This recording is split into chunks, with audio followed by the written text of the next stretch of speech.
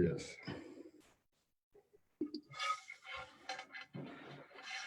Bonjour, messieurs. Bonjour, ça va bien, toi? Ça va bien, merci vous-même? Oui, Maxime. Yes, donc normalement, on devrait, si tout se passe bien, être live sur Facebook. La première session live Facebook de SGF, feat microproducteur. Hop, excellent. Je vais juste fermer le son sur la diffusion parce que sinon, je vais être mêlé. Alors, normalement, tout devrait se diffuser en ligne, à moins qu'on nous dise qu'il n'y a rien qui fonctionne, mais à date, il n'y a personne qui nous a dit qu'il n'y avait rien qui fonctionnait. Donc, ça devrait fonctionner. Fait que, bref, messieurs, pour ce premier live featuring sur Facebook de groupe SGF, on a choisi Mindy Canon, qui est une firme partenaire, même plus que partenaire. Là, je suis moi-même associé donc, au sein de Mindy Canon, à hauteur de 20 %, directeur des affaires légales présent. Vous remarquerez que j'ai laissé le outfit d'avocat sur la table et j'ai mis le outfit de producteur.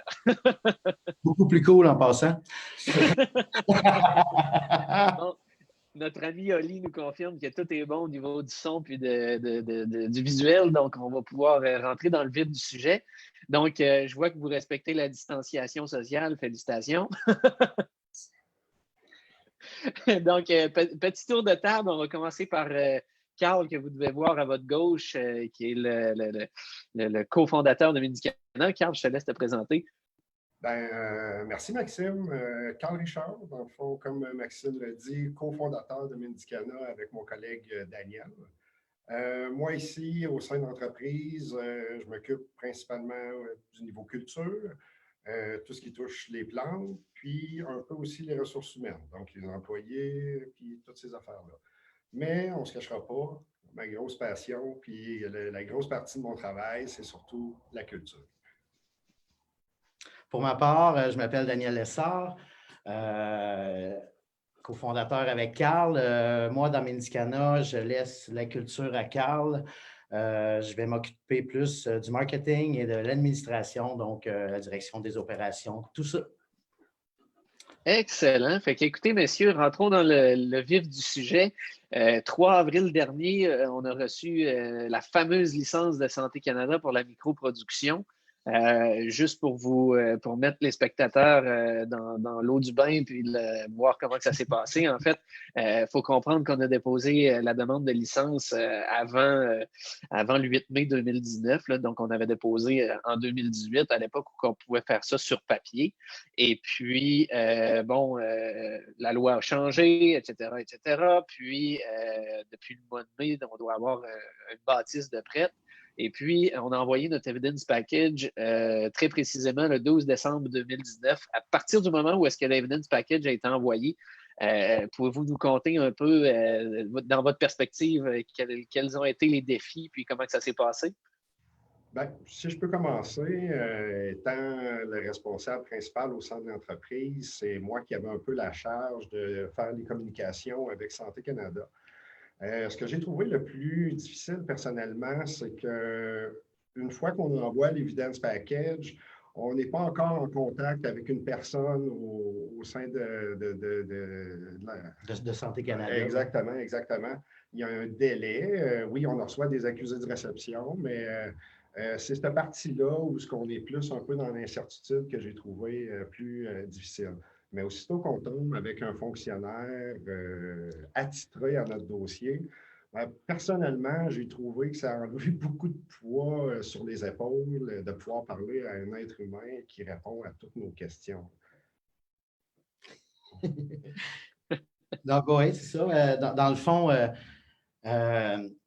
le dépôt de l'evidence package, c'est le début du dernier sprint, finalement, pour nous tous, pour eux et pour nous. Donc, dans le fond, Santé Canada ne veut pas vous accepter. Ils veulent que vous répondiez à tous les critères. Donc, ils s'assurent que tous les critères sont suivis. Donc, il y a beaucoup de questions, il y a beaucoup de retours. Sincèrement, j'ai trouvé ça une étape le fun. Super. Super. Fait que, écoutez, tant qu'à être là-dedans, encore une fois, je comprends aussi, là, bon, je le comprends parce que je l'ai vécu avec vous.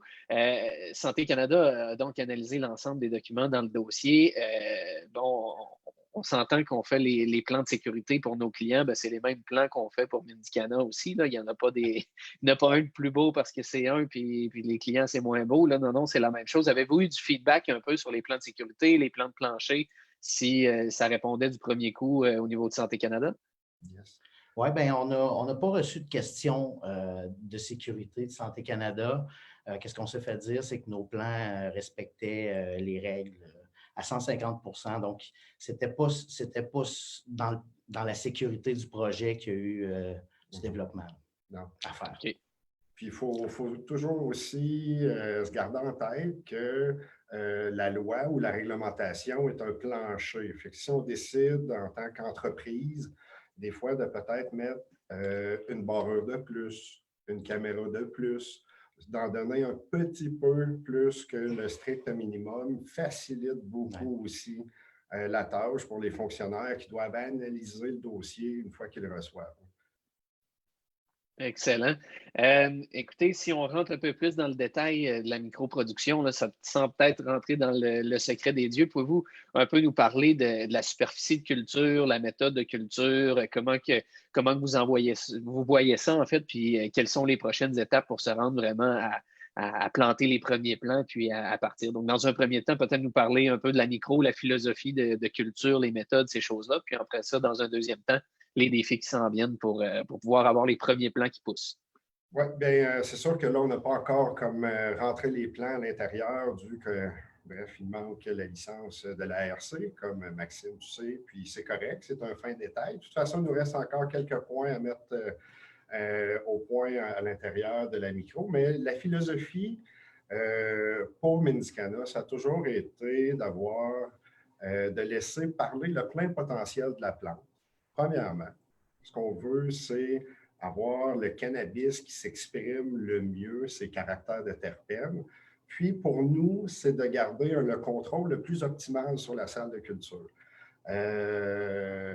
Donc, je suis sûr qu'il y a déjà des jardiniers qui écoutent, des futurs producteurs. Puis, on a toute cette optique-là. Il faut maîtriser la salle de culture, notre environnement le mieux possible, pour que notre plante, justement, avec un système de fertilisation, avec l'irrigation qui fait la fertigation, le plus optimum possible. Fait que c'est quand on maîtrise l'ensemble de tous ces éléments-là qu'on réussit à avoir un bon cannabis de qualité, puis bien sûr, avec un engrais de qualité. Est-ce qu'il y a de punch publicitaire? Oui, je pense qu'on est assez obvious sur, sur le choix d'engrais. Ouais. Excellent. Ben, écoute, donc je comprends que si on rentre un petit peu plus au niveau détail technique, au niveau de la culture, y a-t-il une raison en particulier qui a motivé le choix d'aller vers la microproduction? Est-ce que c'est une question de philosophie? Pourquoi Mendicana, c'est une microproductrice?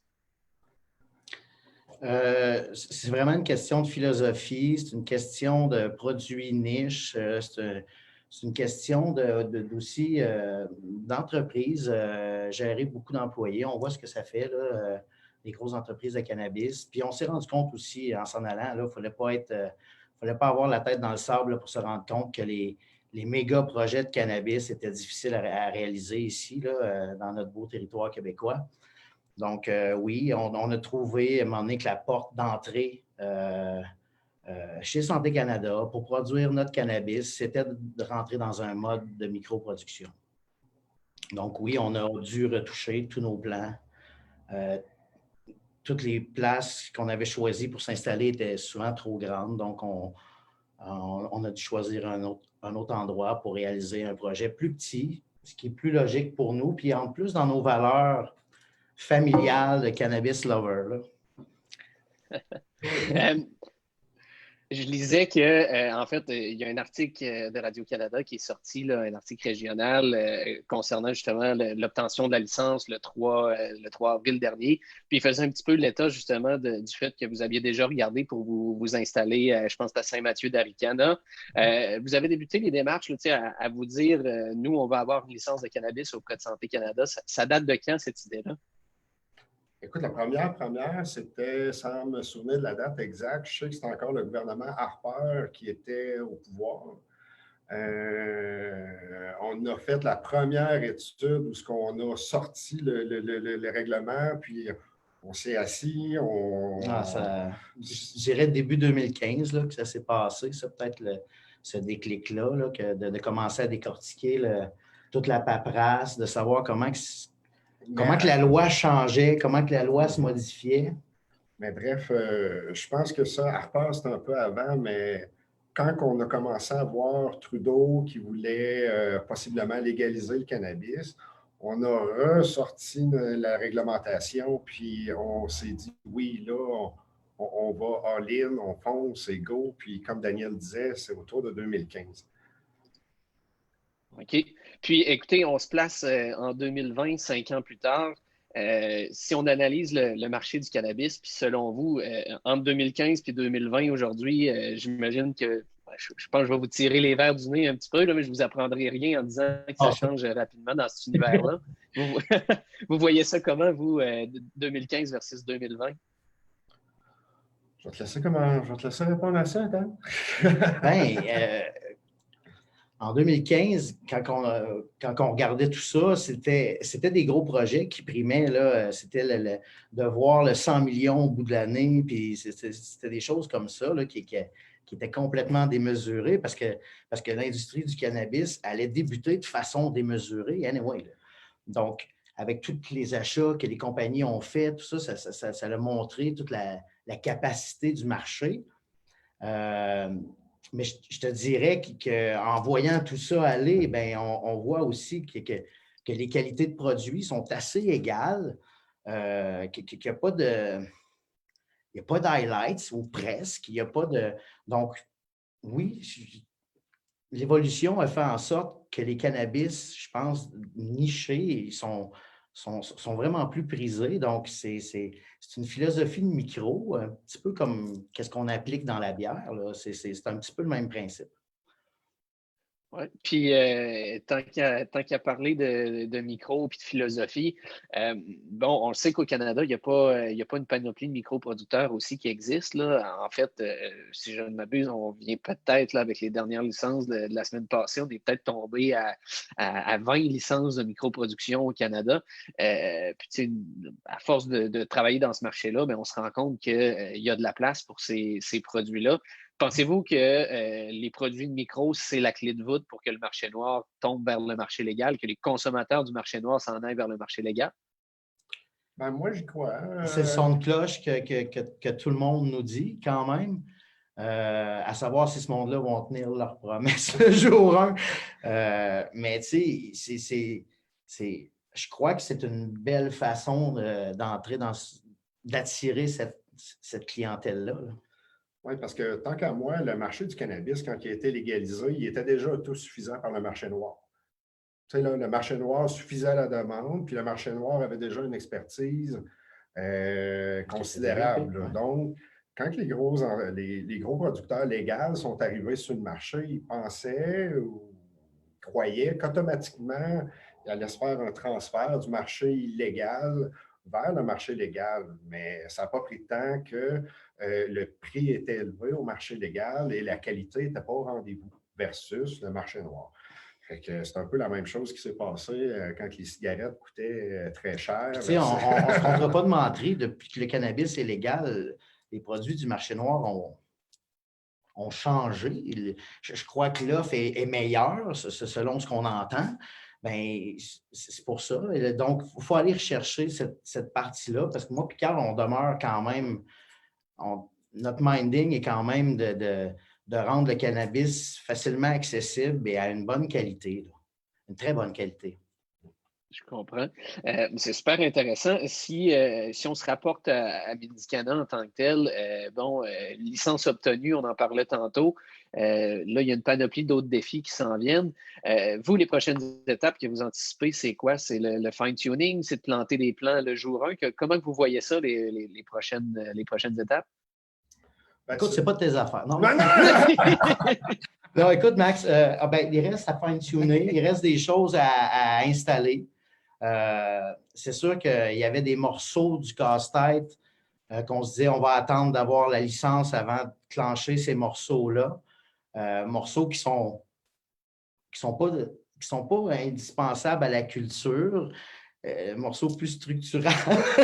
Donc, c'est ça, on se disait que donc, c'est ça, il reste quelques patentes à installer, quelques lumières à brancher, mais ça va bien pour rentrer les boutures aussitôt que tout ça est prêt. Là.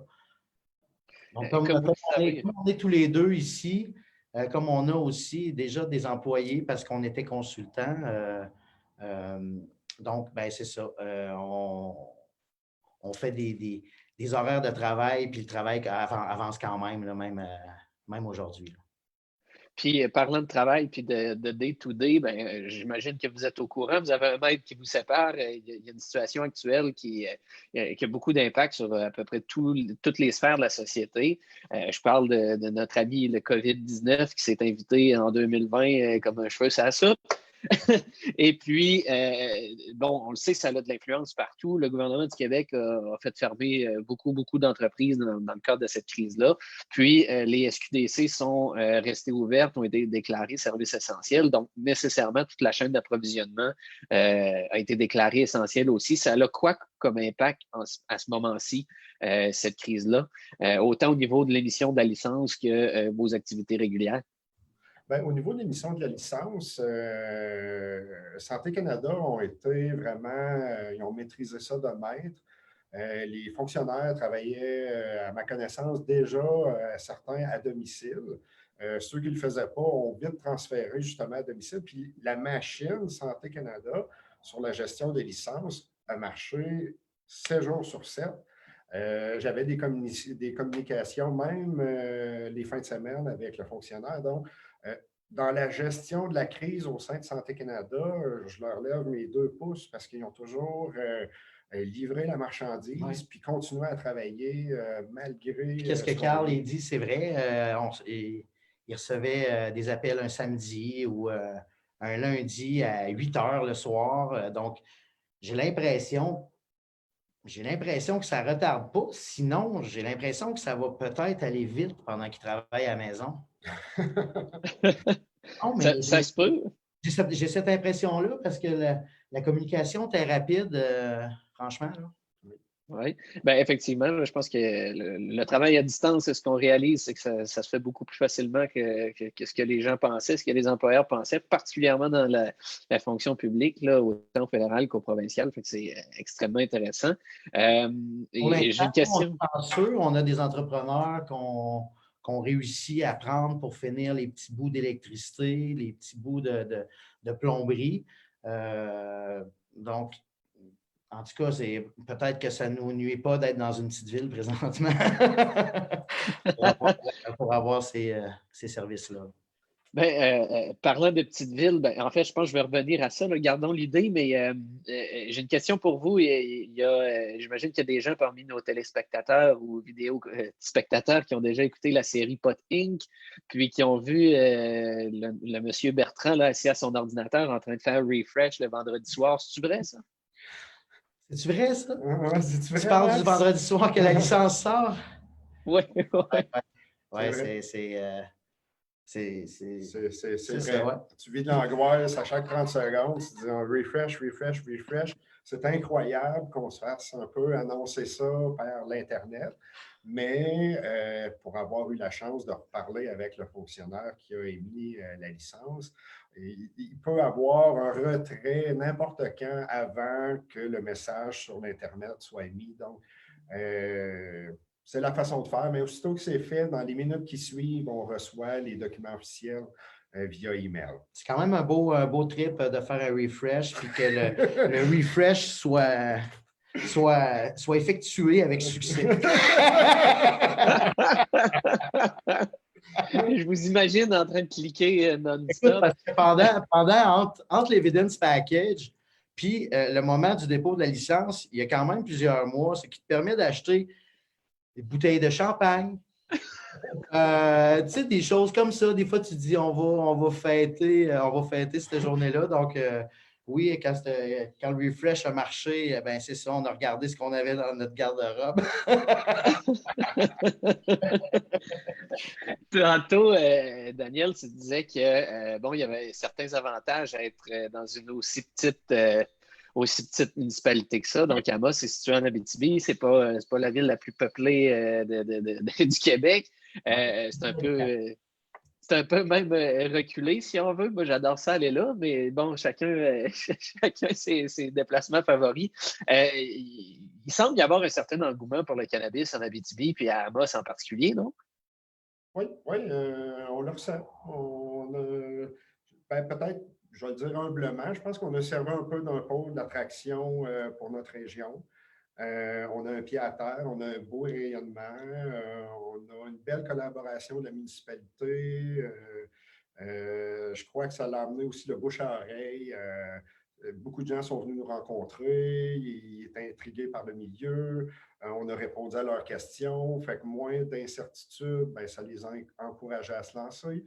C'est peut-être un petit peu tout ça. Fait que, puis le nouveau marché, c'est un peu tout ça ensemble, je dirais, là. Super, mais mettons qu'on parle de Mendicana. Le nom Mendicana, l'histoire Mendicana, ça sort d'où ce nom-là? C'est qui a eu cette idée-là? Puis ça vient d'où? Ça veut dire quoi? Ça veut dire quoi, Mendicana? Mendicana, c'était la troisième mouture de nom qui est sortie pour l'entreprise. Mendicana, ça veut dire, nous autres, la définition qu'on en a fait, c'est médical indica cannabis. OK. Donc, Mendicana, c'est comme Carl le disait, ça veut un peu une vitrine pour le cannabis dans la ville d'Amos puis dans la région de l'Abitibi. Avez-vous eu des discussions avec les officiels, les élus de la grande région? Est-ce que c'est bien vu le cannabis en Abitibi? C'est perçu comment? Bien, comme je le mentionnais au reporter de Radio-Canada, ici, la ville d'Amos a inclus dans son zonage la production de cannabis. Donc, c'est facilitant beaucoup pour un promoteur de vouloir se partir dans notre municipalité. Donc, la ville a été proactive en définissant des zones précises où c'était permis. Oui, donc ça l'a aidé beaucoup. Ta question, c'était-tu à peu près ça, Max? C'est ça me semble une bonne réponse. Écoutez, il approche 4 heures, en fait, 2h25. Notre premier Facebook Live, on le voulait un petit peu plus court, aux alentours d'une demi-heure pour pouvoir garder ça concis. Puis c'est quand même vendredi saint, fait que je vais vous laisser aller faire vos prières en groupe à l'église. Hein? En groupe. Mais écoutez, je ne sais pas si c'est possible. Je ne sais pas si vous êtes installé du côté de la microproduction. Je ne sais pas si on est capable d'avoir un petit coup d'œil exclusif sur quelque chose, un petit coup d'œil, quelque chose. Je sais que d'habitude, les producteurs sont plutôt réfractaires à montrer leurs installations, mais je ne sais pas s'il y a quelque chose à faire avec vous. On va regarder peut-être la semaine prochaine. Écoute, on va t'apporter avec nous jusque dans l'entrée de l'aire de production. Cool. Si ça peut faire ton affaire. Puis après ça, peut-être que dans une autre journée ou dans une autre vie, vous verrez le restant. Je te laisse y aller ou c'est moi qui fais je suivrai. Parfait. Dans le fond, ici, c'est notre accueil où on fait la réception, sécurité, toute la patente. Il ne faut pas oublier qu'on est des microproducteurs, fait qu'on reste quand même à échelle humaine. Passer pour le vestiaire, on a des card readers partout, des zones sont restreintes. Le petit vestiaire où les employés peuvent se changer pour ensuite mettre les habits conformes pour la salubrité. Une fois que les employés sont habillés, ils passent dans un sas. Dans le SaaS, les employés peuvent mettre leur EPI, fait que les équipements de protection individuelle, pour autant eux que pour la salubrité dans les installations. Une toilette ici. Exact. Fait que dans le fond, je vais La fameuse toilette, hein? La fameuse toilette. On parle à tout le monde qui travaille avec nous. Regarde, nous autres, la fameuse toilette. Dans le fond, je craque la porte. On craque la porte un peu. Ah, il y a un échafaud. Je ne sais pas si tu vois quelque chose, Max. Oh, on voit super bien. Ça donne une bonne idée de quoi que ça peut avoir l'air. Alors, c'est ça, c'est l'entrée au corridor de production. Super. Ben, écoutez, les gars, merci beaucoup pour votre temps. Puis, j'imagine qu'on risque de se reparler bientôt. Hein? Salut à tout le monde. Ben oui.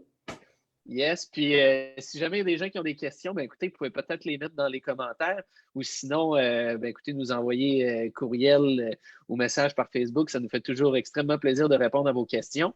Puis, écoutez, la vidéo va aussi être publiée sur la page web de Groupe SGF, donc pour pouvoir être réécoutée. Puis, je dis à tout le monde, c'est un rendez-vous lundi prochain à midi avec le groupe Fuga qui va nous parler de leur projet puis de leur dépôt de licence tout récemment. Fait qu'écoutez, messieurs, je vous remercie encore pour votre temps, puis merci pour la petite visite, puis d'avoir pris le temps de répondre à nos questions. Merci, Maxime. Bye-bye. Bye. Merci à tout le monde. Yes. On va se laver les mains maintenant.